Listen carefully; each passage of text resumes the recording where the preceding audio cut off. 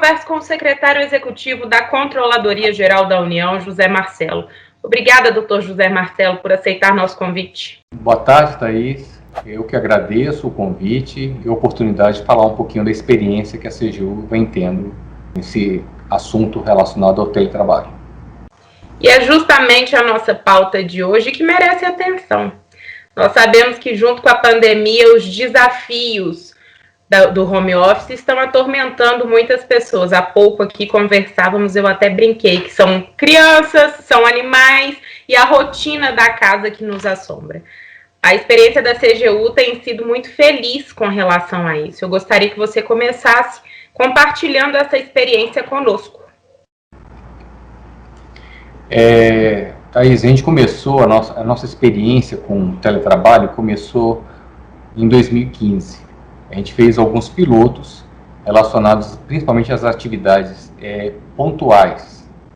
Partes de um determinado trabalho, a gente selecionava aquela parte para fazer um pacto específico, para fazer um acompanhamento e a viabilidade se esse instituto funcionaria bem. A gente começou em 2015, tivemos alguns bons resultados, e em 2016 editamos uma portaria. E com essa portaria a gente instituiu para a casa toda o que a gente chama de Programa de Gestão de Demandas. O nosso foco não é exclusivamente só a questão do teletrabalho, na verdade é uma melhor gestão e atrelado a isso a possibilidade ou não de utilizar o home office para fazer aquela atividade. Um dos bons parâmetros para se medir se está, de fato, funcionando o teletrabalho na instituição ou não, seriam os relatórios de produtividade? Com certeza. A gente, assim que iniciou, a gente fez isso de maneira um pouco mais arcaica, não tenho dúvida nenhuma, mas a gente fazia uma avaliação pensando em buscar analisar os padrões, analisar a qualidade do trabalho que está sendo realizado, inclusive para poder evoluir ao longo desse tanto do piloto quanto quando a gente instituiu realmente o PGD, para poder ter métricas, para poder fazer comparações, fazer análises. Então, depois de um certo tempo, depois de um certo nível de maturidade, desenvolvemos o sistema interno para poder fazer acompanhamento, e hoje em dia todos os nossos pactos, todas as nossos acertos entre os chefes e os servidores, eles estão registrados e acompanhados e disponíveis em transparência ativa. Qualquer pessoa pode, lógico, com algumas informações não são disponibilizadas, mas boa parte das informações estão disponíveis ao público. Perfeito. Desde a Grécia Antiga, os filósofos estoicos e tudo mais já diziam que toda instabilidade faz com que a gente evolua muito rápido. A gente sente, nós, população, sentimos que a pandemia que nós estamos vivenciando fez com que isso acontecesse também para o trabalho. A CGU está tendo esse exemplo feliz, mas infelizmente não são todos os órgãos que conseguiram se adaptar dessa forma. Eu sei que não tem jeito da gente dizer assim, 10 dicas para o segredo do teletrabalho, mas seria possível a gente tentar compilar aqui passo a passo do que pode ser valioso? Primeiro, eu acho que é um componente cultural, né? As pessoas imaginarem que a questão do teletrabalho é uma regalia ou algum tipo de benefício. Eu acho que o primeiro ponto é enxergar que não. Na verdade, é uma alternativa de uma boa gestão. Eu vou citar aqui o exemplo daqui de Brasília. Tem vários colegas nossos que moram em torno de, 30 quilômetros de distância daqui do centro. Só que o trânsito daqui para lá é muito complicado. Faz sentido eu impor essa necessidade de mobilidade se é viável ter um trabalho que ele possa realizar com a mesma qualidade, com as mesmas condições na própria residência, e isso até ajudando a algumas medidas pessoais, algumas questões pessoais que ele possa se mover. Então, o primeiro ponto é tirar a questão mística de que isso é um benefício. Isso não é um benefício. Na verdade, é tanto que a gente chama aqui dentro da CGU de Programa de Gestão de Demandas, porque o nosso objetivo maior é melhorar a nossa gestão, não é melhorar tão exclusivamente a questão das condições de trabalho do servidor. As duas coisas se casam e conseguem se complementar de maneira muito objetiva. Um outro ponto que eu acho que vale muito a pena destacar que para funcionar, necessariamente você precisa ter um processo de trabalho organizado. E aí eu acho que eu vou colocar já um tempero, já que a gente está falando sobre CONAS, que vem a ser o seguinte: uma das dificuldades que existia sempre era o argumento relacionado que a auditoria não era um trabalho possível de ser feito padronizado, porque cada auditoria é diferente.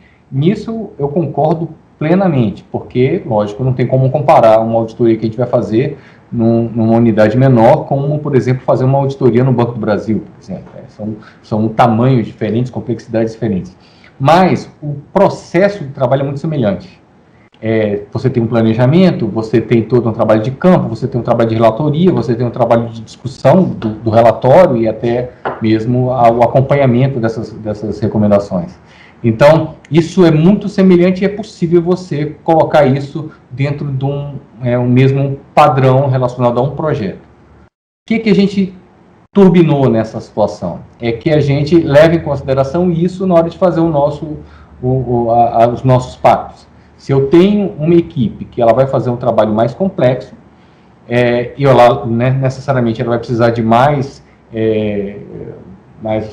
serviço, mais procedimentos, mais esforço, por parte da própria equipe, a gente aumenta o pacto para poder conseguir atingir essa complexidade. E isso deu muito trabalho, eu vou lhe falar com muita sinceridade. Organizar isso e conseguir materializar nossas formas de trabalho, nossos programas de trabalho, para que eu pudesse utilizar isso tanto aqui em Brasília, por exemplo, como no Rio de Janeiro ou mesmo no Rio Grande do Norte, deu um pouquinho de trabalho.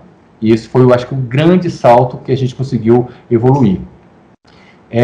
A gente teve que investir também pesado para que os próprios chefes mudassem a sua forma de trabalho.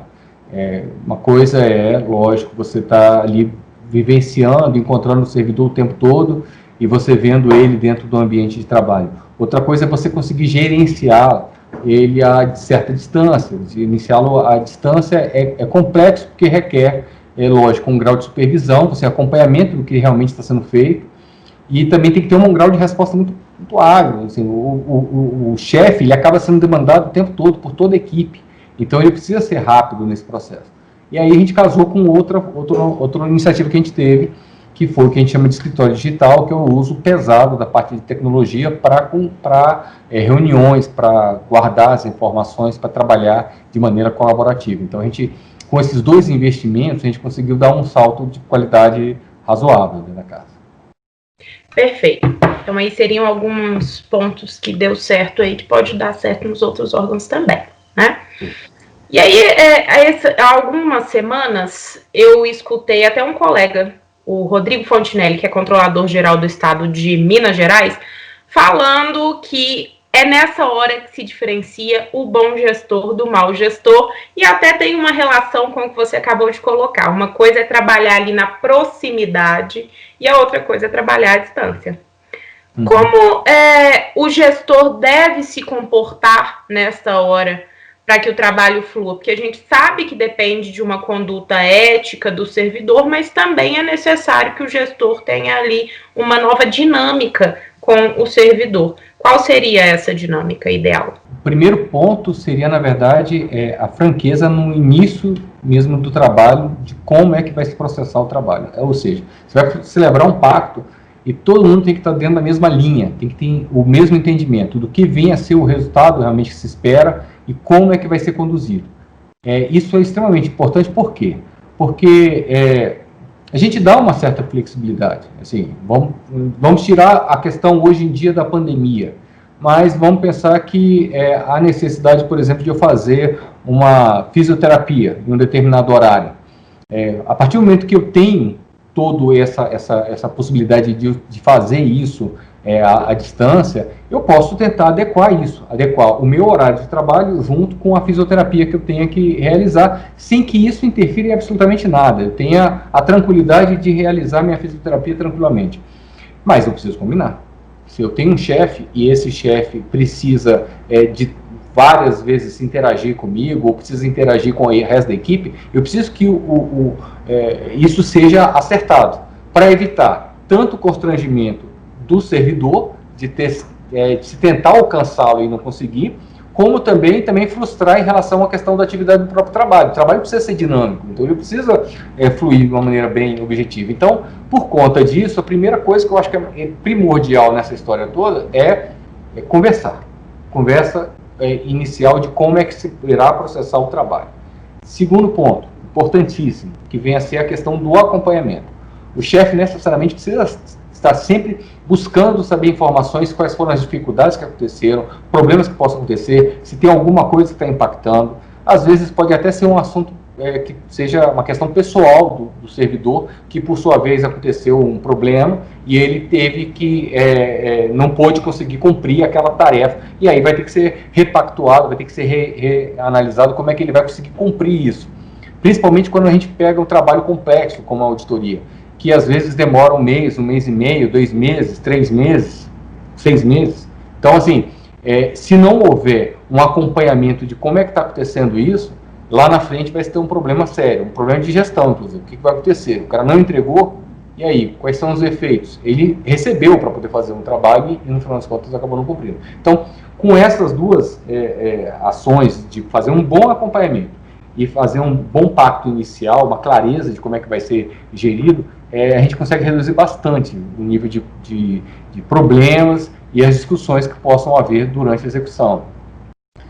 E também, lógico, um pouquinho de boa vontade, no sentido de que a ferramenta em si, ela é boa, mas, lógico, ela tem alguns problemas relacionados à questão, por exemplo, do distanciamento. Então, assim, é uma coisa que acaba prejudicando um pouco. Cada dia que passa, você passando muito tempo fora do ambiente de trabalho, você acaba se distanciando dos seus colegas. Por isso que também vale a pena, em alguns casos, você marcar reuniões, mesmo que sejam físicas, por conta da questão, agora do coronavírus não é uma realidade, mas assim, a gente sempre incentivava que houvesse, pelo menos de tanto tempo, algumas reuniões, para que o servidor não perdesse não ficasse muito afastado do seu ambiente de trabalho e afastado dos seus colegas.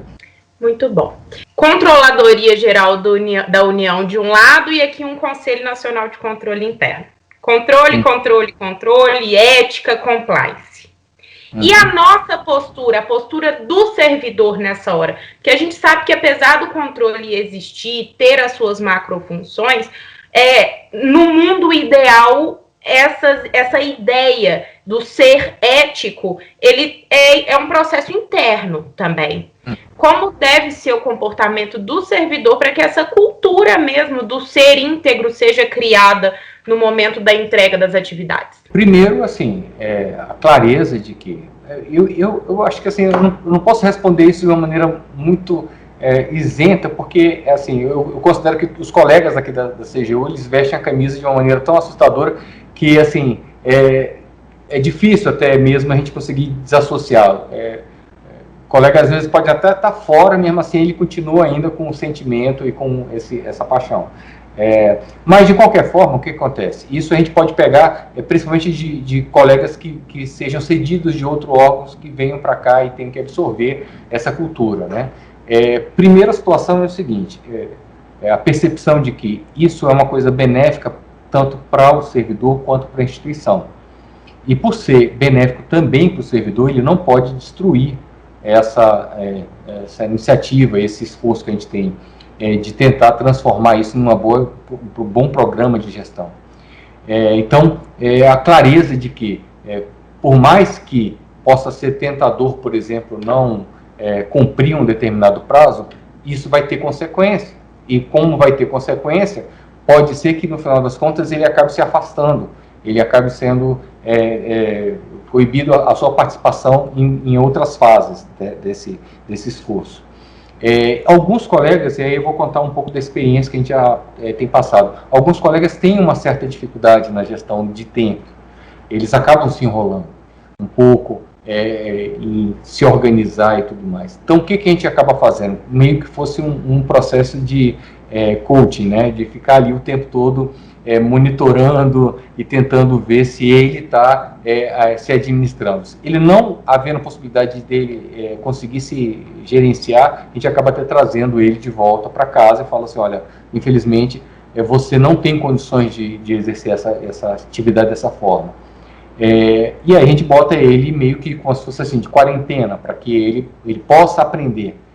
O que é interessante nesse processo é que a gente faz isso sem desvincular da meta. A gente tem o programa de gestão que vale tanto fora da casa, ou seja, tanto quando o cara está exercendo o teletrabalho, quando ele está exercendo também dentro da casa. Então, o trabalho vai continuar sendo, ele vai continuar sendo a obrigação de realizar, mas a diferença vem a ser que ele vai ser treinado para poder conseguir melhorar a sua performance. O objetivo é tentar resgatar, na medida do possível, caso tenha alguma certa dificuldade. Mas é caso residual, é muito pouco. Excelente essa ponderação. Excelente, porque eu acho que é uma realidade que todos nós enfrentamos, né? Fato é que essa pandemia fez, de fato, com que a gente avançasse muito nesse quesito tecnológico, porque faltava uma coragem, talvez, por parte de todos nós, e nos adaptarmos nessa realidade. É um processo. Para finalizarmos, vamos um bate-bola. Eu começo uma frase e você termina, pode ser? Pode. Nós estamos no teletrabalho. Com muita eficiência, com muita agilidade e com uma boa gestão. Porque nós defendemos a cidadania, a transparência, o controle e as boas condutas. E também defendemos a eficiência da administração pública. Bons servidores públicos oferecem bons serviços à população. O controle é fundamental para a gestão. O controle oferece a tranquilidade e as informações necessárias para que possa disponibilizar à população dados confiáveis. Muito bom, José Marcelo. Agradeço muito a sua participação no Conas TV. Eu que agradeço o convite. Coloco à disposição sempre que for possível, pode me chamar. E a CGU, sempre que possível também, irá contribuir para que a gente consiga melhorar tanto as nossas instituições como o nosso país. O Conas TV de hoje fica por aqui. Dúvidas, sugestões, você já sabe. Envie para comunicação@conas.org.br. Até breve.